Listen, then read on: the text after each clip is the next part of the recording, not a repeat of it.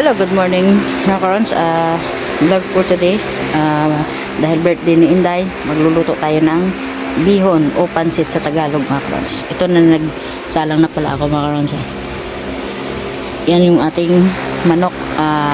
Bali na ano ko na yan, na gisa. So pinakuluan ko lang. Tsaka palambutin yung manok. Tsaka ito yung ating pang sahog sa ating pansit o bihon. Yan.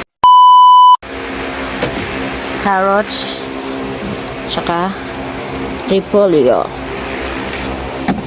Yan yung ating pangsahog, simpleng pansit lang o bihon mga karons. Tsaka ito yung ating bihon. Yan. Yan mga karons. Dahil birthday ni Inday, so magluluto tayo ng long life. Yun.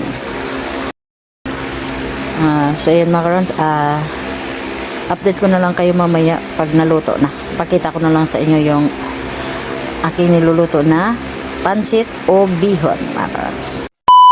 So yun mga karons, yan na yung ating pansit o bihon. Luto na. Wow!